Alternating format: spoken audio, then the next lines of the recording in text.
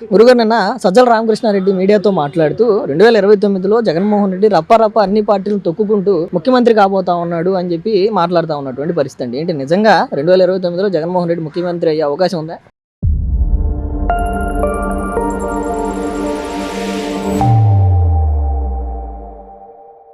ఆయన ముఖ్యమంత్రి అవుతాడని ఈయన కలలుగా అంటున్నాడు. రఫా అనే దానికి ప్రజలు కూడా రఫాగానే ఉన్నారు. ఇప్పుడు వాళ్ళకి బుద్ధి చెప్పడానికి ఒకసారి చెప్పారు, రెండోసారి కూడా చెప్పించుకోవాలని వాళ్ళకు ఉందేమో కానీ ఊహల పల్లకిలో తేలిపోవటమే తప్ప అది వాస్తవాల్లోకి రాదనేది మా యొక్క మనవి. చూసారు 2019 నుంచి 2024 వరకు జగన్మోహన్ రెడ్డి పరిపాలన, జగన్మోహన్ రెడ్డి చేసినటువంటి పనులు చూసాం కదా. అవి చూసి జనాలందరూ కూడా 151 నుంచి 11 సీట్లు పడేసినటువంటి ప్రజలు తిరిగి మళ్ళీ జగన్మోహన్ రెడ్డికి అధికారం ఇస్తారు అని చెప్పి, అంటే ఏ విధంగా సజ్జల రామకృష్ణారెడ్డి కానీ లేదంటే జగన్మోహన్ రెడ్డి గారు మాట్లాడుతూ ఉన్నారు? ఏమంటే ఏ విధంగా ఆయన అధికారంలోకి వస్తారని అనుకుంటున్నారు? ప్రజల తరపున ఏమైనా సమస్యల మీద ఏమైనా పోరాడుతున్నాడా? ప్రజలు ఎక్కడైనా ఇబ్బందులు కలిగితే వాటి మీద ఏమైనా వచ్చి స్పందిస్తున్నాడా? చచ్చిపోయిన శవాల దగ్గరికి మాత్రం వెళ్తున్నారు. అక్కడికి వెళ్ళి ఏదో రచ్చ అన్నట్టు రచ్చపచేసి వెళ్తున్నారు. ఇది ప్రజలందరూ గమనిస్తున్నారు. ఆయన దగ్గర పరిపాలన విధానానికి పనికొచ్చేటటువంటి విధానం ఏంటో ప్రజలందరికీ తెలిసిపోయింది. అలాంటి వ్యక్తిని రాష్ట్రానికి ముఖ్యమంత్రిగా చేసుకుంటే ఈ రాష్ట్రం అధోగతి పాలైపోయిందనే కదా ఈనాడు ఎన్డీఏ కూటమిని అధికారంలోకి తీసుకొచ్చింది. మళ్ళీ 2029లో మళ్ళీ కూటమి ప్రభుత్వమే అధికారంలోకి వస్తుంది. దీని తర్వాత మాజీ ఎంపీ నందిగాం సురేష్ మాట్లాడుతూ ఆంధ్రప్రదేశ్లో భారత రాజ్యాంగాన్ని ఎవరు పట్టించుకోవట్లేదు, భారత రాజ్యాంగం తిరిగి మళ్ళీ అమలులోకి రావాలి అంటే మళ్ళీ జగన్మోహన్ రెడ్డి ముఖ్యమంత్రి అయితేనే భారత రాజ్యాంగం అమల్లో ఉంటుంది, ప్రస్తుతం రాజ్యాంగం అమల్లో లేదు అని చెప్పి ఎంపీ మాట్లాడుతూ ఉన్నాడండి. నందిగాం సురేష్ గారు మాట్లాడుతున్నారంటే ఆయన ఏ విధంగా రాజకీయాల్లోకి వచ్చాడో, ఎలా వచ్చాడో అందరికి తెలిసిందే. ఆయన రాజకీయ పరిజ్ఞత అందరికి తెలిసిందే. అలాంటి వ్యక్తి మాట్లాడుతుంటే రాజ్యాంగాన్ని గురించి అసలు ఏ విధంగా వినాలి? అతనికి రాజ్యాంగ విలువలు తెలుసా? ఆ రాజ్యాంగ విలువలు తెలుసుంటే మరి జగన్మోహన్ రెడ్డి మరి అంబేద్కర్ రాసినటువంటి రాజ్యాంగాన్నే తీసేసి గత 5 సంవత్సరాల్లో సోషల్ మీడియాలో పోస్టులు పెడితే కేసులు పెట్టారు, వైసీపీకి అగెనిస్ట్ గా మాట్లాడితే కేసులు పెట్టారు, ఏదైతే మద్యం క్వాలిటీ లేదని అడిగినందుకు చంపేసినటువంటి పరిస్థితి. అంటే నిజంగా గత 5 సంవత్సరాలు ఈ ఎంపీ మాజీ ఎంపీ మాట్లాడుతున్నట్టు గత 5 సంవత్సరాలు నిజంగా రాజ్యాంగం అమల్లో జరిగిందంటారు? గత 5 సంవత్సరాల్లో జరిగింది ఒక విధ్వంసకరమైనటువంటి కక్షపూరితమైనటువంటి పరిపాలన. దాని వలన ప్రజలందరూ ఏ విధంగా భయభ్రాంతులకు గురయ్యారో, ఈ రాష్ట్రంలో అధోగతి పాలైపోయిందో ప్రతి ఒక్కరికి తెలిసిందే. అలాంటి వ్యక్తులు మరలా అధికారంలోకి రావడం అనేది అసంభవం.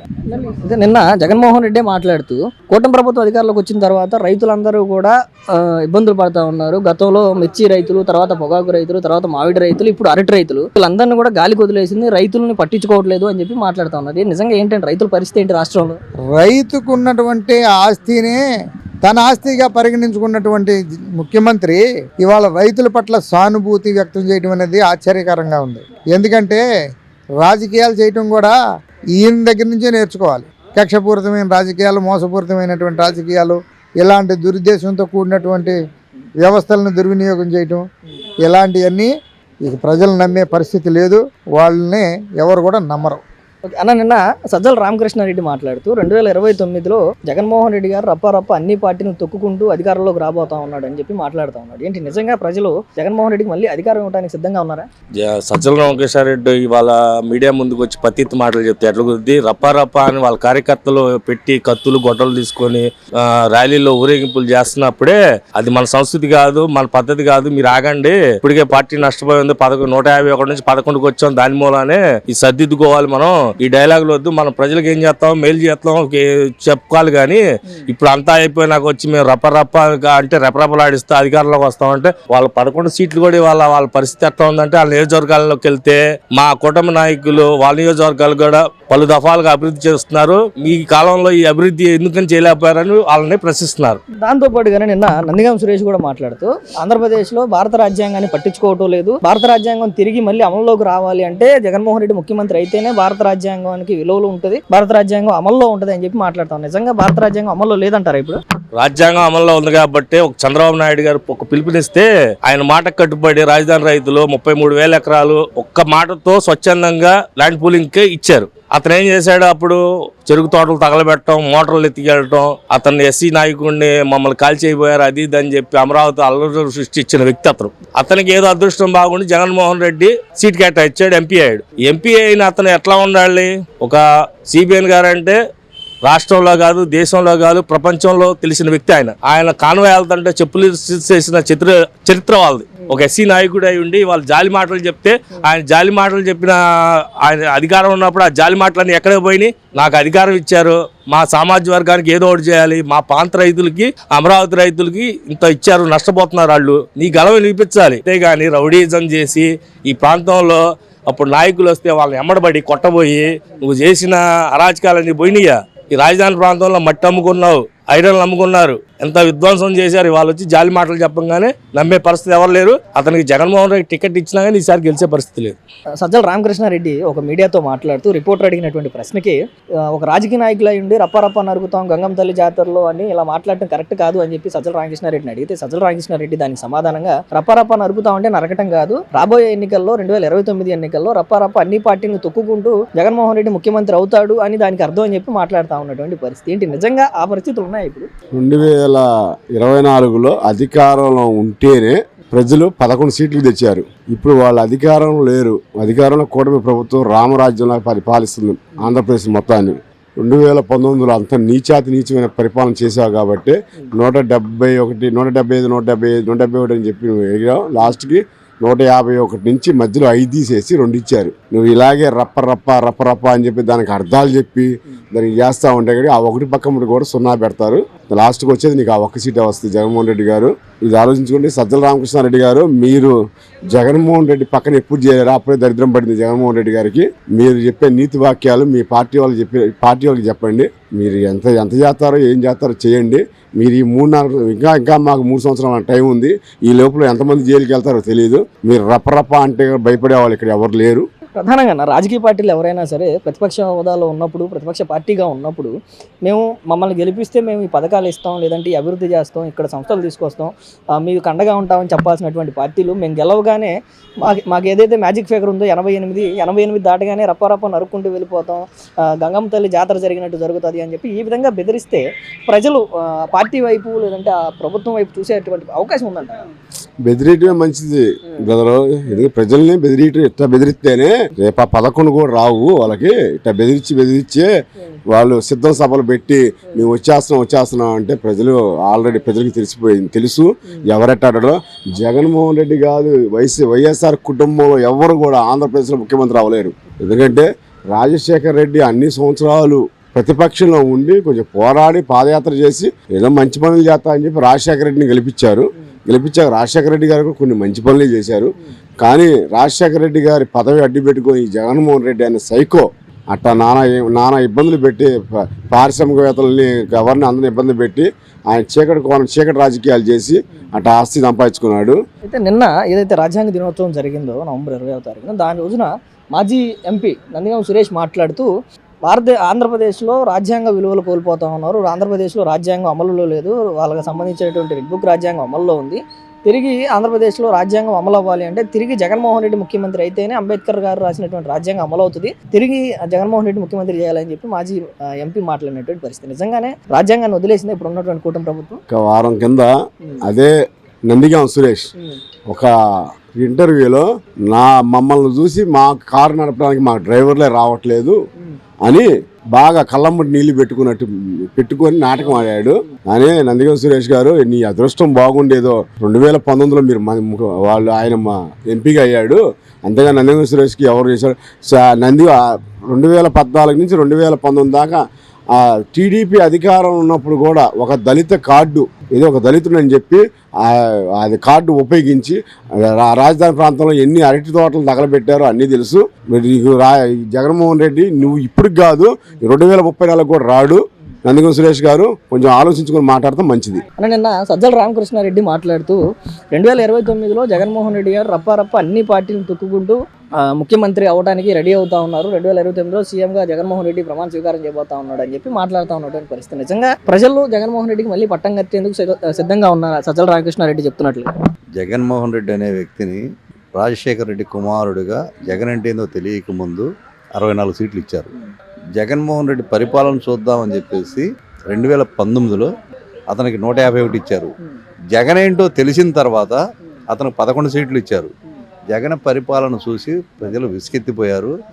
అతనంతా కుట్రపూత రాజకీయాలు, ద్వంద్వ రాజకీయాలు, అందువల్ల ప్రజలు వాళ్ళ నమ్మరు. ఎక్కడైనా సరే విధ్వంసం తప్పితే అభివృద్ధి చేయడు ఆయన. ఈ తిరుమల విషయం కానివ్వండి, ఇంకోటి కానివ్వండి, ఏదైనా సరే అతను చేసే ప్రతి ఒక్క పని కూడా విధ్వంసము, అక్రమాలు, అన్యాయాలు, ప్రశ్నించే వాళ్ళని జైల్లో పెట్టడాలు, కేసులు పెట్టడాలు, ఇలాంటి వాళ్ళని చూసి ప్రజలు ఇంకోసారి అవకాశం ఇవ్వరని అనుకుంటున్నారు ప్రజలు కూడా. అంటే గతంలో చూసాం, అంటే వైసీపీ ఓడిపోవడానికి ప్రధాన కారణం సజ్జల రామకృష్ణారెడ్డి. మంత్రిత్వ శాఖలు అందరికీ మనుషులకి అయితే ఇచ్చారు తప్ప సకల శాఖ మంత్రి సజ్జల రామకృష్ణారెడ్డి అతను ఇచ్చిన సలహాల వల్లే ఓడిపోయారని చెప్పి కొంత రాజకీయ విశ్లేషకులు కూడా చెప్తా ఉన్నటువంటి పరిస్థితి. మరి అలాంటి వ్యక్తి మళ్ళీ బయటకు వచ్చి జగన్మోహన్ రెడ్డి రప్ప అన్నీ తొక్కుకుంటూ అధికారంలోకి వస్తాడు, గంగం తల్లి జాతరలు అనేవి అవన్నీ సినిమా డైలాగులు అని చెప్పి ఇంకా జగన్మోహన్ రెడ్డిని నమ్మించే విధంగా, జగన్మోహన్ రెడ్డిని హైప్ ఇచ్చే విధంగా మాట్లాడుతూ ఉన్నాడు. అంటే ఏంటి, అంటే ఏం చేద్దాం అనుకుంటున్నాడు? దొంగే దొంగ అన్నట్టు ప్రవర్తనలో సకల శాఖ మంత్రి గారు చేయనంటే మాట్లాడుతున్నాడు. ఇతని మాటలు ఎవరు నమ్మరు. రప్ప అని వాళ్ళాడడం కాదు, రప్ప అనేది టీడీపీ కార్యకర్తలు చూపిస్తారు ఆయనకి. ఆల్రెడీ ఇప్పుడు మొదలుపెట్టారు. ఇక ముందు మా కార్యకర్తలే రపరప అంటే ఎలా ఉంటుందో వాళ్ళు రప అనడమే చెప్పారు. అది ఎలా ఉంటుందో కార్యకర్తలు మా వాళ్ళు చూపిస్తారు. దీంతో పాటుగానే నిన్న మాజీ ఎంపీ నందిగం సురేష్ మాట్లాడుతూ ఆంధ్రప్రదేశ్లో రాజ్యాంగాన్ని పట్టించుకోవడం లేదు, రాజ్యాంగ విలువలు కాపాడట్లేదు, రాజ్యాంగబద్ధంగా పరిపాలన కొనసాగించట్లేదు, తిరిగి రాజ్యాంగం అమల్లోకి రావాలంటే అంబేద్కర్ గారు రాసినటువంటి రాజ్యాంగం పరంగా అభివృద్ధి జరగాలి, లేదంటే పరిపాలన జరగాలంటే తిరిగి జగన్మోహన్ రెడ్డి గారు ముఖ్యమంత్రి అయితేనే భారత రాజ్యాంగం ప్రకారం పరిపాలన జరిగింది అని చెప్పి మాట్లాడుతా ఉన్నారు. ఏంటంటే నిజంగానే గత 5 సంవత్సరాలు రాజ్యాంగబద్ధంగా పరిపాలించాడా జగన్మోహన్ రెడ్డి? నందిగం సురేష్ గారు వాస్తవాలు మాట్లాడాడు. మొన్న జైలు నుంచి వచ్చిన తర్వాత కూడా అతనికి 5 సంవత్సరాలు ఎంపీగా ఉన్నప్పుడు ఎలా ఉన్నాడు, ఎంపీ దిగిపోయిన తర్వాత ఎలా ఉన్నాడు, అతని పరిస్థితి అతనికి అర్థమైంది. రాజ్యాంగం ఎలా ఉండాలో కూడా ఆయనకు తెలిసి వచ్చింది. రాజారెడ్డి రాజ్యాంగం నడిపినప్పుడు ఆయన ఎలా ఉన్నాడు, భారత రాజ్యాంగం ఉన్నప్పుడు ఎలా ఉన్నాడు. గత 5 సంవత్సరాలు చూసాం, సోషల్ మీడియాలో పోస్టులు పెడితే కేసులు పెట్టినటువంటి పరిస్థితి, ప్రభుత్వానికి వ్యతిరేకంగా మాట్లాడితే కేసులు పెట్టినటువంటి పరిస్థితి, కొన్ని చోట్ల హత్యలు చేసినటువంటి పరిస్థితి, మద్యం క్వాలిటీ లేదు, రేట్లు పెరిగాయని మాట్లాడితే హత్యలు చేసినటువంటి పరిస్థితి, మాస్కులు అడిగితే చంపేసినటువంటి పరిస్థితి. ఈ విధంగా విధ్వంసకర పరిపాలన చేసినటువంటి వైఎస్ఆర్సీపీ నాయకులు భారత రాజ్యాంగం, దాని విలువలు, పరిపాలన అని మాట్లాడటం అంటే ఎలా చూడొచ్చు? ఏమండి, దొంగలు ఎప్పుడైనా ఏం చేస్తాడు, నేను దొంగ అని చెప్పుకుంటాడా? నమ్మించాలి, ఏదో ఒక అబద్ధం చెప్పి నమ్మించాలి. నమ్మించి నేను మళ్ళీ రావాలనుకుంటాడు ఆయన. అది ప్రజలు నమ్మరు, అతని మాటలు నమ్మరు. ఫస్ట్లోనే చూద్దామనే ఉద్దేశంతో రాజశేఖర రెడ్డి కొడుకు పరిపాలన ఎలా ఉంటుందో చూడాలనే ఉద్దేశంతోనే అతనికి అవకాశం ఇచ్చారు. అటువంటిది ఇప్పుడు ఆయన పరిపాలన చూశారు, ఆయనకి ఏం చేయాలో ప్రజలు గుణపాఠం చెప్పారు. భవిష్యత్తులో అతనికి ఆ 11 సీట్లు కూడా రాకపోవచ్చు, ఆ 11 సీట్లు కూడా రావు ఆయనకి, ఆ 1 సీటుతో పరిమితం అయిపోతాడు. ఇంకొక విషయం ఏంటంటే పోటీ చేసే నాయకులు కూడా వాళ్ళ విషయంలో భయపడతారు. వాళ్ళకు వచ్చే అభ్యర్థులు కూడా, పోటీ చేసే వాళ్ళు కూడా భయపడే పరిస్థితులు ఉంటాయి. రేపేంటి మా పరిస్థితి ఏంటి, మేము పోటీకి దిగుతున్నాం, మా ఖర్చుల పరిస్థితి ఏంటని పోటీకి నిలబడిన వాళ్ళు కూడా ఉంటారు. గురుగారు, నిన్న సజ్జల రామకృష్ణారెడ్డి మాట్లాడుతూ 2029లో రప్ప అన్ని పార్టీలను తొక్కుకుంటూ తిరిగి జగన్మోహన్ రెడ్డి అధికారంలోకి రాబోతున్నాడు అని చెప్పి మాట్లాడుతూ ఉన్నటువంటి పరిస్థితి, నిజంగా ఆంధ్రప్రదేశ్లో ఆ పరిస్థితులు ఉన్నాయా? సజ్జల రామకృష్ణారెడ్డి కూడా అతి త్వరలో జైలుకి పోతాడు. ఎందుకంటే ఫారెస్ట్ భూములు ఎన్నో ఆక్రమించుకొని ఒక గెస్ట్ హౌస్ లాగా ఏర్పాటు చేసుకున్నాడు. ఏ రోజు అరెస్ట్ చేస్తారో తెలియదు. మైండ్ ఖరాబ్ అయ్యి మాట్లాడుతున్నాడు తప్పితే అతను ఎప్పటికీ రాలేడు. ఇంక ఈ జీవితంలో ఆ గవర్నమెంట్, వైసీపీ గవర్నమెంట్ వచ్చింది అనేది ఒక కళ. ఒక్కొక్కరికి మెంటలెక్కి కేసులో ఇరుక్కొని చేయకూడని తప్పులన్నీ రాజ్యాంగం మార్చిన విధానాల్లో వాళ్ళే సృష్టించి రకరకాలుగా తప్పులు చేసి వాళ్ళు చాలా బస్టు పట్టిపోయి మెంటలెక్కి ఇట్లా మాట్లాడుతున్నారు తప్పితే ఏనాటికి కూడా ఆ వైసీపీ గవర్నమెంట్ అనేది వచ్చేది లేదు, చచ్చేది లేదు. నిన్న నందిగం సురేష్ కూడా మాట్లాడతా, ఏదైతే నిన్న రాజ్యాంగ దినోత్సవం జరిగిందో దాంట్లో నందిగం సురేష్ కూడా మాట్లాడతా, అంబేద్కర్ రాసిన రాజ్యాంగం అమలు అవ్వాలి, అంబేద్కర్ రాసిన రాజ్యాంగం రాష్ట్రంలో అమల్లో ఉండాలంటే కేవలం జగన్మోహన్ రెడ్డి గారు అధికారంలో ఉంటేనే జరుగుతుంది అని చెప్పి మాట్లాడుతూ ఉన్నాడు. ఏమండి, ఎన్నో తప్పులు చేశారండి. ఈ రాష్ట్ర ప్రజలకు తెలుసు, వాళ్ళు పార్టీల కోసం ఏవో మాట్లాడుకుంటూ ఉంటారు. రాష్ట్ర ప్రజలకు తెలుసు, సరైన తీర్పు రాష్ట్ర ప్రజలు ఇచ్చారు. అతను చెప్పడం కాదు, నేను చెప్పడం కాదు. ఎవరి పార్టీ కొన్ని వాళ్ళు చెప్పుకుంటా ఉంటారు. అతను అనుభవించాడుగా, ఎన్నో కేసులు అనుభవించాడు, తప్పు చేశాడు కనుక అనుభవించాడు. రాష్ట్ర ప్రజలు వాళ్ళకి బుద్ధి చెప్పారు. ఇంకేం చెప్పుకుంటాడండి? డెఫినెట్లో ఉండి ఏదో మైండ్ ఖరాబ్లో ఉండి ఏయో కళ్ళబోయి మాట్లాడుకుంటున్నారు తప్పితే ఎప్పటికీ వైసీపీ గవర్నమెంట్ వచ్చేది లేదు, తొక్కుకుంటా వెళ్ళేది లేదు. వీళ్ళ ముందు వీళ్ళు బయటకు వస్తే చాలు లోనబడ్డోళ్ళు. అసలు ఏంటి మెయిన్గా ఇప్పుడు రాజకీయ పార్టీలు అనగానే మేము అధికారంలోకి వస్తే అది చేస్తాం, ఇది చేస్తాం, ఆ పథకాలు ఇస్తాం, ఈ పథకాలు ఇస్తాం అని చెప్పి అధికారంలోకి వచ్చేటువంటి పార్టీని చూసాం. కానీ మేము అధికారంలోకి వస్తే రప్ప నరుకుతాం, గంగమ్మ జాతర అని చెప్పి ఏంటి అంటే ఇట్లా చెప్తే ప్రజలు నమ్ముతారా? ఇప్పుడు చంద్రబాబు నాయుడు గారు సూపర్ 6 అని హామీలు ఇచ్చాడు. ఆ హామీలు చూసుకొని ప్రజలు ఇదైతే న్యాయం జరుగుద్ది అనుకొని బ్రహ్మాండమైన మెజార్టీతో కూటమి ప్రభుత్వాన్ని గెలిపించారు. సేమ్ అదే విధానంలో నడవాలి. ఒక రాజకీయ పార్టీ ఏదన్నా ఇంకా వీళ్ళకంటే మెరుగ్గా ఇవ్వగలము, ఇస్తాము, వీటితో మేము నెక్స్ట్ గవర్నమెంట్ మాదే అని చెప్పుకోవాలి. బాబు గారు చెప్పుకున్నట్టు రఫా నరుకుతాము గంగమ్మ జాతరలో అంటే ఇవన్నీ ఏందండి? అసలు ఏమన్నా మైండ్ ఉందా? చదువుకున్నోళ్ళైనా జ్ఞానం ఉండోళ్ళు ఎవ్వరు కూడా జీవితంలో మొన్న 5 సంవత్సరాలు పడ్డ బాధలకి వాళ్ళ గవర్నమెంట్లో బుద్ధి సరిగ్గా చెప్పారు. మళ్ళీ అదే బుద్ధి చెప్పించుకోవడానికి వాళ్ళు సిద్ధంగా ఉన్నారు. నోరు కుదరగా మాట్లాడుకుంటున్నారు. నిన్న అసలు సాక్షాత్తు జగన్మోహన్ రెడ్డి మాట్లాడితే రైతులందరినీ కూడా వదిలేసింది ఈ ప్రభుత్వం, రైతులందరికీ కూడా ఏమాత్రం ఆదుకోవట్లేదు. అరటి రైతుల గురించి అంతకుముందు మామిడికాయ రైతులు అన్నారు, లేదంటే పత్తి రైతులు అన్నారు, మిరప రైతులు అన్నాడు, తర్వాత పొగాకు రైతులు అన్నాడు, ఈరోజు అరటి రైతులు అంటున్నారు. మొత్తాన్ని ఏ శాఖకు సంబంధించిన రైతులు కూడా ఆనందంగా లేరని చెప్పి మాట్లాడుతాను. ఏమండి రైతు అనే విషయం అండి, పంటలో తక్కువ పండినాయి అనుకో ఎక్కువ రేటు వచ్చింది, బాగా అధికంగా పండినాయి అనుకో గవర్నమెంట్ కూడా భరాంచలేని పంటలు పండినాయి అనుకో రేట్లు తగ్గుతాయి. అది దాని గురించి గవర్నమెంట్ ఈ పెంచాలి ఈ తగ్గియాలి అనేది గవర్నమెంట్ దగ్గర ఉండదండి. కాకపోతే వాళ్ళు ఫిక్స్డ్ రేట్ చేస్తారు. దానిలో పంటలు తగ్గినాయి అనుకో వచ్చే కొన్ని వ్యాపారస్తులు ఏం చేస్తారు, రూపాయి అదనం పెట్టి ఎవడు కొనుక్కుంటే వాడికి వచ్చింది ఈ సరుకు అనే భావంతో కొంటారు తప్పితే వీళ్ళు చెప్పినట్టు ఏమి జరగవండి. అరటి గేలైనా ఒక్కొక్క గేల 500 700 కూడా అమ్మిన రోజులు ఉన్నాయి. అదే గేల 100 రూపాయలు అమ్మిన రోజులు కూడా ఉన్నాయి. పంటను బట్టి ఉంటుంది తప్పితే వాళ్ళు ఏదో సృష్టించేది కాదు, వీళ్ళు ఏదో సృష్టించేది కాదు. అది అర్థం చేసుకుని మాట్లాడాల్సిందిగా కోరుతున్నాం. సజ్జల రామకృష్ణారెడ్డి మీడియాతో మాట్లాడుతూ రప్పారప్ప నరకటం ఏంటి అని ఒక రిపోర్టర్ అడిగితే, మేము రప్పారప్ప నరకటం అంటే అది కాదు, రప్పారప్ప తొక్కుకుంటే 2029లో జగన్మోహన్ రెడ్డి అధికారంలో వస్తాడు, సీఎం అవుతాడు అని చెప్పి మాట్లాడుతూ ఉన్నాడు. ఏంటి నిజంగా ఆంధ్రప్రదేశ్ ప్రజలు మళ్ళీ జగన్మోహన్ రెడ్డికి పట్టం కట్టడానికి సిద్ధంగా ఉన్నారా? రేపు వచ్చే 29లో ఎలక్షన్కి రప్ప కాదు కదా, రేపు పొద్దున్న జగన్మోహన్ రెడ్డి గెలుస్తాడో గెలవడం కూడా అంత ప్రజలు ఆ రకంగా నమ్ముతూ ఉన్నారు వాస్తవం చెప్పాలంటే. ఎందుకంటే వాళ్ళు చేసిన నాశనమైన పరిపాలన, వాళ్ళు సృష్టించిన అరాచకం, వాళ్ళు చేసే విధ్వంసం వల్ల అన్నీ కళ్ళ కట్టినట్టు చూపించారన్నమాట. మేము వస్తే ఈ రకంగా చేస్తాం, మేము వస్తే ఈ రకంగా చేస్తామని చెప్పేసి అని చేసేసి ఇప్పుడు మొన్న కూడా మీరు చెప్తున్నారు రప్ప దొరికినట్టు నరికేస్తాం గంగమ్మ జాతరలో అన్నట్టు 88 పైగా సీట్లు వస్తే అప్పటి నుంచే బిగిన్ చేస్తారు. వాటర్లో ఓటింగ్ ఎప్పుడైతే బిగినైందో 88 బిగినైందో అప్పటి నుంచి మ్యాజిక్ పేరు వచ్చేసింది వాళ్ళకి. అక్కడి నుంచి రప్ప అంటున్నారు. ఆ రప్ప కాదు 88 కాదు కదా, ఇప్పుడైనా 11 ఇచ్చారు మీకు. రేపు ఒకటి కూడా మీరు గెలుస్తారో గెలవదో తెలియదు, అది గుర్తుపెట్టుకోండి. అది నిజంగా అంటే ఒక రాజకీయ పార్టీ నేతగా ఉండి ప్రజలకి ఈ పథకాలు చేస్తాం, ఈ అభివృద్ధి చేస్తాం అని చెప్పి ఓట్లు అడగాల్సినటువంటి రాజకీయ నాయకులు మేము గెలిస్తే రప్ప నరుగుతాం, మేము గెలిస్తే గంగమ్మ తల్లి జాతరలో పొట్టేలు నరికినట్టు నరుగుతాం అని చెప్పి అంటే ఏంటి అంటే ఈ విధంగా ప్రజలని భయభ్రాంతులకు గురి చేస్తే మళ్ళీ ఏ విధంగా అధికారంలోకి వస్తారు? వాళ్ళు చేసేది పరిపాలన అంతే కదండి. ఇప్పుడు ప్రజల్ని బెదిరిస్తారు, ప్రభుత్వాన్ని మామూలుగా అధికారులను బెదిరిస్తారు, కార్యకర్తలను బెదిరిస్తారు, మామూలుగా ప్రతిపక్షంలో నాయకులను బెదిరిస్తారు. వాళ్ళు బెదిరించి ఈ రకంగా చేసి అరాజకం చేసి ఈ రకంగా చేయటం వాళ్ళ పని. ఇప్పుడు నిన్నగాక మొన్న మన మాజీ ముఖ్యమంత్రి గారు కోర్టుకు అని చెప్పేసి వెళ్ళారు. వెళితే అక్కడేంటి మామూలుగా సైలెంట్గా వెళ్ళి ఎవరైనా కోర్టుకు వెళ్తే వాళ్ళ పని చూసుకుని వచ్చేస్తారు, సరిపోద్ది.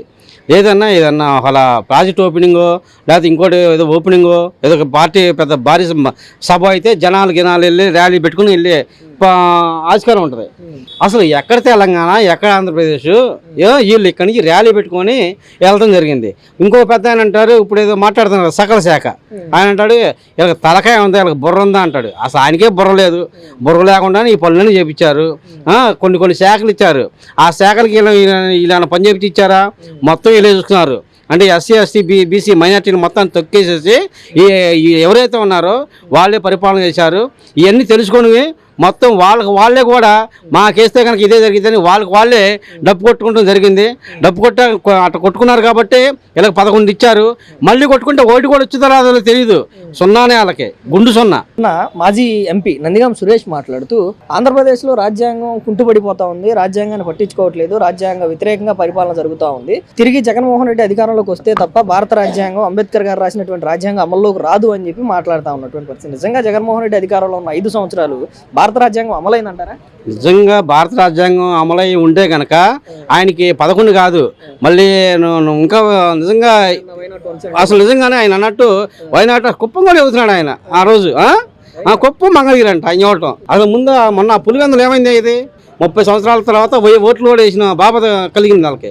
అసలు ఆనందం వ్యక్తం చేశారు, మా ఓటు మేము వేసుకుందామని చెప్పేసి. రాక్షస రౌడీ పాలన సాగించేసి మీరు పలానాన్ని నిలబెట్టుకొని వాళ్ళకి ఓటు వేయకుండా చూసి ఓటర్ని భయపెట్టి భయభద్రం చేసి మీరు పబ్బం గడుపుకున్నారు. ఈరోజు ఏమైంది మీకు? ఎట్లానే ఉంటుంది, ప్రజలు తిరగబడితే ఏం జరుగుద్దో మీకు అర్థమై ఉంటుంది. అంటే ఇది అయితే సాక్షాత్తు మాజీ ముఖ్యమంత్రి జగన్మోహన్ రెడ్డి నిన్న మాట్లాడుతూ రైతులందరూ కూడా అన్యాయం అయిపోయారు కూటమి ప్రభుత్వం వచ్చిన తర్వాత. మొన్నటి వరకు మామిడి రైతులు అన్యాయం అయ్యారు, తర్వాత పొగాకు రైతులు, మిర్చి రైతులు, ఇప్పుడు అరటి రైతులు కూడా అందరూ అన్యాయం అయిపోతా ఉన్నారు, కూటమి ప్రభుత్వం పట్టించుకోవట్లేదు, రైతులందరినీ కూడా గాలికి వదిలేసిందని చెప్తా ఉన్నారు. మరి తెలుగుదేశం పార్టీ వాళ్ళు కానీ కూటమి ప్రభుత్వం కానీ ఇదంతా కూడా రైతు రాజ్యం అని చెప్తా ఉన్నారు. ఏంటి రైతు రాజ్యం అని ఆయన చెప్పడం కాదు. రైతులు ఏం చేశాడంటే వాళ్ళు కూడా భయపడతం చేశారు, ప్రజలనే కాదు రైతులు మనకు అన్నం పెట్టే రైతులు కూడా భయపడతం చేశాడు. ఎందుకంటే వాళ్ళ భూరక్ష సరే అని చెప్పేసి రైతులు పొలాల డాక్యుమెంట్ వీళ్ళు ఉంచుకుంటాడంట, ఆయన బొమ్మేసుకుంటాడంట, ఆ అద్దుల మీద ఆయన ఫోటో వేసుకుంటాడంట. ఇది ఎంతవరకు కరెక్ట్? అంటే రైతు అనే పొలానికి రైతు పేరు కానీ లేకపోతే ఆయన ఫోటో కానీ ఆయన ఉండమంట. అంటే ఒక ముఖ్యమంత్రి ఫోటో ఉంటుందంట. అంటే ఏ రకంగా సాగిద్ది? ఇంతకు ఇన్నాళ్ళు చేశారు, ఎవరన్నా ఈ పని చేశారు? ఎట్లా అద్దెరాళ్ళు కొన్ని వేశారు. అసలు ఎందుకయ్యా ఆ పనులు? ప్రజల డబ్బు వేస్ట్ చేయటం, ప్రజలను మబ్బి పెట్టి వాళ్ళ పాలన సాగించిన వ్యక్తి జగన్మోహన్ రెడ్డి. రాజ్యాంగం గురించి వైసీపీ నాయకులు, వైసీపీ మంత్రులు మాట్లాడతారు, వైసీపీ ముఖ్యమంత్రి మాట్లాడతాడు. 5 సంవత్సరాల్లో రాజ్యాంగం ఎక్కడ రాశారు వీళ్ళు? అంబేద్కర్ రాసిన రాజ్యాంగం మీరు పాలించారా? రాజారెడ్డి రాజ్యాంగం రాసి అసలు చిన్న పెద్ద ఆడమ్మగా తేడా లేకుండా అసలు మీరు అరాచపాలన చేసి రాజ్యాంగం పక్కన పెట్టేసి మీరు సోషల్ మీడియాలో రాజారెడ్డి రాజ్యాంగం చెప్పేసి నడిపించి మాస్క్ అడిగిన పాపానికి సుధాకర్ గారిని, డాక్టర్ గారిని నానా చిత్రహింసలు పెట్టి చంపేశారు. అంటే ఆ రోజు ఏమైంది? మీరు రాజ్యాంగం ఎక్కడ పెట్టారు? ఇడుపులపాయలని దాచారా? ఎక్కడైనా పెట్టారా? తల్లి చెల్లి అంటారు, ఆడపిల్ల న్యాయం చేసి అంటారు. మరి మీ ఇంట్లోనే మీకు ఒక న్యాయం లేదు, రాజ్యాంగం లేదు. ఏడంది మీ రాజ్యాంగం? అది ఎక్కడ పెట్టారు? ఇడుపులపాయలు పెట్టారా? లేదా తాడేపల్లి ప్యాలెస్లు దాచారా? దానికి కూడా సమాధానం చెప్పండి. సొంత బాబాయిని చంపితే మీరేం చేశారు? రాజ్యాంగం ఏం చేశారు? నారావారి రక్త చరిత్ర అనేది చెప్పేసేశారు. తీరా చూస్తే అదేమైంది? అది మీకే తెలుసు. రాజ్యాంగం మీరు రాస్తారు, రాజారెడ్డి రాజ్యాంగం, అది గుండుపోట గొడ్డల వేట అని అది మీకు తెలుసు కాబట్టి అన్ని డీటెయిల్స్ ఉన్నాయి కాబట్టి మీ దగ్గర మీరు మెదగండి కూర్చున్నారు. ప్రభుత్వం మీదే వచ్చినప్పుడు ఏం చేశారు? రాజ్యాంగం రాయాలిగా, రాసినప్పుడు మీరు ఎందుకని చేయాలి? మీరు లా ప్రకారం ఎందుకన్నా అసలు ఏం తెలియకుండా మీరు పోస్టర్ ఆవిష్కరించుకొని మీరు చేసుకొని ఈ రాజ్యాంగం మేము మా బాబాయిని చంపేశారు ఆ సానుభూతితో మీరు గద్దెనెక్కి అసలు నానా ఇబ్బందులు పెట్టి మీరు చేసిన రాజ్యాంగం ఇదే. మీరు గనక ఈ రాజ్యాంగం మాట్లాడితే రేపు చెప్పు తీసుకొని కొడతారు మిమ్మల్ని. నిన్న మాజీ సలహాదారుడైనటువంటి సజ్జల రామకృష్ణారెడ్డి మాట్లాడుతా రప్ప నరగడం అంటే అందరినీ నరుకుంటూ వెళ్ళిపోవటం కాదు, రప్ప అన్ని పార్టీలు తొక్కుకుంటా 2029లో జగన్మోహన్ రెడ్డి అధికారం చేపట్టబోతా ఉన్నాడు అని చెప్పి మాట్లాడుతూ ఉన్నాడు అని పరిస్థితి. నిజంగా ఆంధ్ర రాష్ట్ర ప్రజలు జగన్మోహన్ రెడ్డికి మళ్ళీ అధికారం ఇవ్వడానికి రెడీగా ఉన్నారా? అధికారం రావాలంటే పార్టీని రప తొక్కుకుంటా పోతే అధికారం రాదండి. అధికారం రావాలంటే రాష్ట్రంకి కావాల్సిన అభివృద్ధి చేయాలి, జనాలకు కావాల్సినటువంటి వాళ్ళ అవసరాలు ఏంటి, వాళ్ళకి ఏ విధంగా ప్రభుత్వం నుంచి పథకాలు కానివ్వండి, అలాగే ఉద్యోగాలు కానివ్వండి, నిరుద్యోగ వృత్తి కానివ్వండి, ఐటీ కంపెనీలు కానివ్వండి, ఇలాంటి చేస్తే ప్రజల మనసు దోచుకొని ప్రజల దగ్గర ఓటు వేస్తే గెలుస్తాం. కానీ పార్టీలు దొక్కుంటా పోతే ఏముంటుంది? ఆ పార్టీని ఎలా దొక్కుతారు? అసలు ఫస్ట్ ఏంటంటే ఓటుని జనాలతో మమేకమయ్యి ప్రజల యొక్క బాగోగులు చూసుకుంటూ ప్రజల రాష్ట్ర డెవలప్ చేసుకుంటా పోతే ఆటోమేటిక్గా నువ్వు జనాల మనసు గెలుచుకుంటావు, ఓటు రూపంలో వాళ్ళు నీకు చూపిస్తారు. అంతేగాని ఇలా పార్టీలను తొక్కుంటా పోతే పార్టీ అధికారం రావటం అనేది అది నిజంగా అది వాళ్ళ యొక్క అవివేకం అనుకోవచ్చు. అంటే అసలు గతంలో చూసారు 2019 నుంచి 2024 వరకు జగన్మోహన్ రెడ్డి అధికారం చూసిన తర్వాత, జగన్మోహన్ రెడ్డి పరిపాలన చూసిన తర్వాత 11 సీట్లకు పరిమితం చేసినటువంటి ప్రజలు మళ్ళీ జగన్మోహన్ రెడ్డికి అధికారం ఇవ్వడానికి సిద్ధంగా ఉన్నారా? ఇప్పుడు జరిగిన పరిపాలనలో గతంలో ఏంటంటే జగన్మోహన్ రెడ్డిని ఒకసారి చూద్దాం ఇతని పరిపాలన ఏంటనేది జనాలు ఒకసారి ఒక అవకాశం ఇచ్చిన మాట వాస్తవమే. కాకపోతే ఒక్కసారి అవకాశం ఇచ్చినందుకు వాళ్ళకి ఇంకా జీవితంలో మళ్ళీ ఈసారి జగన్మోహన్ రెడ్డి అనే అతను మాత్రం రాజకీయంగా సీఎం కావడానికి అయితే మాత్రం ప్రజలు ఇష్టపడట్లేదు. మళ్ళీ ఓటు వేసి గెలిపించే ఆలోచన అయితే ప్రజలకు లేదండి. ఎందుకంటే ఇప్పుడు టీడీపీ గవర్నమెంట్ వచ్చిన కాడి నుంచి ప్రభుత్వం ఏంటంటే అన్ని పథకాలు అమలు చేయడంలో కానీ డెవలపింగ్ కానివ్వండి మరి అన్నీ చేస్తుంది కాబట్టి ప్రజలు మళ్ళీ టీడీపీకే వేద్దాం. అందుకే ఏంటంటే ఒకసారి గెలిపించాము, మళ్ళీ కూడా టీడీపీని గెలిపిస్తే అభివృద్ధి అనేది శరవేగంగా జరుగుతుంది. ఒకసారి వైసీపీకి ఒకసారి టీడీపీకి ఇచ్చేసి ఏంటంటే రాష్ట్రం మళ్ళీ గతంలో లాగా వెనకబడిపోతుందన్న ఆలోచన ప్రజల యొక్క అందరికీ ఉంది. మళ్ళీ కూడా ప్రజలు ఏంటంటే ఇంకొక 5 సంవత్సరాలు మళ్ళీ టీడీపీకే కూటమి ప్రభుత్వానికి మళ్ళీ అవకాశం ఇస్తారు. ఏదైతే రాజ్యాంగ దినోత్సవం జరిగిందో దాంట్లో మాజీ ఎంపీ నందిగాం సురేష్ మాట్లాడుతూ రాష్ట్రంలో రాజ్యాంగం అమలు కావట్లేదు, తిరిగి అంబేద్కర్ రాసినటువంటి రాజ్యాంగం అమలు కావాలంటే తిరిగి జగన్మోహన్ రెడ్డి అధికారంలోకి వస్తేనే భారత రాజ్యాంగం అమల్లో అవుతుంది ఆంధ్రప్రదేశ్లో అని చెప్పి మాట్లాడుతూ ఉన్నటువంటి పరిస్థితి. అంటే నిజంగా తెలుగుదేశం పార్టీ కానీ కూటమి ప్రభుత్వం రాజ్యాంగాన్ని వదిలేసిందా? వాస్తవంగా ఏంటంటే గతంలో రోడ్డు మీదకి వచ్చి ఎవరన్నా మాట్లాడాలంటే భయపడే పరిస్థితి. ఎందుకంటే ప్రతి ఒక్కరు కూడా మాట్లాడవచ్చు, అతను వాక్ స్వాతంత్రం ఉంది కాబట్టి మాట్లాడతారు. అలా మాట్లాడితే తీసుకెళ్ళి ఎప్పుడు ఏ కేసులో పెట్టి ఎలా ఇరికిస్తారు, ఎలా ఇబ్బంది పెడతారనే భయంతో చాలామంది భయపడేవాళ్ళు. ఎందుకంటే అప్పుడు అంబేద్కర్ రాసిన రాజ్యాంగం నడవలేదండి వైసీపీ గవర్నమెంట్లో, రాజారెడ్డి గారి రాజ్యాంగం నడిచింది. దానివల్ల ఏంటంటే ప్రజలు నిత్యం భయంతో బతికారు. రాష్ట్రంలో కూడా ఎట్నుంచి వచ్చి ఏది బుక్ చేస్తారో, ఏ కేసు పెడతారో, ఎవరు వచ్చి దాడి చేస్తారో. అప్పుడు ఏంటి ఆడపిల్లలు ఎంతమంది మిస్ అయ్యారు, ఆడపిల్లల మీద ఎన్నిసార్లు దాడులు జరిగినా కానీ వైసీపీ గూండాలు చాలామంది చాలా అకృత్యాలు రౌడీ షీటర్లకే ఆయన ఎంకరేజ్ చేసేది అసలు రౌడీ షీటర్లకేను. ఎవరికి ఎన్ని కేసులు ఉంటేనే కదా ఆయనకి అంత వాల్యూ ఉండేది కూడా. ఎవరికి ఎన్ని కేసులు ఉంటే వాళ్ళకి మరి పదవులు ఇస్తాడు. మరి ఆయన ఇంకా రాజ్యాంగం గురించి మాట్లాడతామంటే అది నిజంగా అది కరెక్ట్ కూడా కాదు. ఎందుకంటే రాజ్యాంగం గురించి మాట్లాడాలంటే మన మీద ఎన్ని కేసులు ఉన్నాయి, అసలు మనం రాజ్యాంగాన్ని ఏ విధంగా గౌరవిస్తున్నాము, మన కోర్టులను ఏ విధంగా గౌరవిస్తున్నాము, ఇవన్నీ కూడా మనం కూడా గమనించాలి. ప్రజలు మనం కాదు, ఈ రాష్ట్ర ప్రజలందరూ కూడా గమనిస్తున్నారండి. ఈరోజు ఎవరు రాజ్యాంగం పట్ల ఇప్పుడు ఈరోజు ఆడపిల్లలు ఎంత స్వతంత్రంగా బయటకు వస్తున్నారు. చిన్న సంఘటన జరిగితేనే బాబు గారు ఈ రాష్ట్రంలో ఆడబిడ్డ మీద ఎప్పుడైతే చేయబడిందంటే వాడికి అదే లాస్ట్ రోజు అని చెప్పి అన్నారు. వాస్తవంగా ఈరోజు రాష్ట్రంలో పరిపాలన రాజ్యాంగ అమలు కానివ్వండి అలాగే జరుగుతుంది. మరి మీరు కంప్లైంట్లు కూడా డైరెక్ట్గా వెళ్ళి అవసరం లేదు, స్టేషన్లోకి పోయి ఆన్లైన్లో ఫోన్లో యాప్లోనే కొట్టేస్తే కంప్లైంట్ రిజిస్ట్రేషన్ అయ్యి దాని గురించి ఎంక్వైరీ చేసి అంత స్పీడ్గా జరుగుతుంది. ఇప్పుడు పోలీస్ డిపార్ట్మెంట్ కానివ్వండి కబ్జాలు చేయడానికి వీల్లేదండి ఇదివరకు లాగా. రెవెన్యూ కూడా ఎక్కడెక్కడ రికార్డ్స్ కూడా పక్కగా జరుగుతున్నాయి. ఎవరు సమస్యలు వచ్చినా కానీ ప్రజా దర్బార్ కానివ్వండి అలాగే ఎస్పీ ఆఫీసులు, కలెక్టర్ గారు సోమవారం జరిగే ఈ ఉంటాయి కదా, దీనిలో చాలా వరకు రెక్టిఫై అయిపోతున్నాయి సమస్యలు మొత్తం కూడా. ప్రజెంట్ మనకి అంబేద్కర్ గారి రాజ్యాంగం ప్రకారం రాష్ట్ర పరిపాలన నిజంగా చాలా చక్కగా జరుగుతుంది.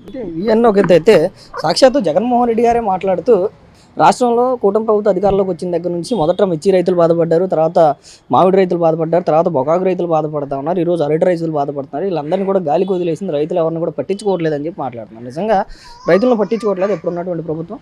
రైతుల్ని పట్టించుకోవడం లేదని కాదండి. ఇక్కడ ఏంటంటే మనకున్న గొప్ప విషయం ఏంటంటే ప్రకృతి కూడా బాగా సహకరించిందండి. ఎందుకంటే ఈ లిఫ్ట్ ఇరిగేషన్ తీసుకురావడం వల్ల వాటర్ సమస్య ఉన్న చోట కూడా ఈ లిఫ్ట్ ఇరిగేషన్ వల్ల వాటర్ సేవ్ చేసుకుంటా, దానివల్ల ఏంటంటే వాటర్కి మొక్కకి ఎంత కావాలో అంత ఇదైద్ది, అది తీసుకుంటుంది. దానివల్ల పంట బాగా దిగుమతి ఎక్కువైందండి. ఇప్పుడు అరటి కానివ్వండి, మామిడి కానివ్వండి, ఇది దిగుమతి బాగా ఎక్కువైంది. దిగుమతి ఎక్కువైనా కానీ ఏంటంటే ధాన్యం కానివ్వండి ఈ కొనుగోలులో ఎక్కడ కూడా ప్రభుత్వం ఎక్కడ జాప్యం లేట్ చేయట్లేదు.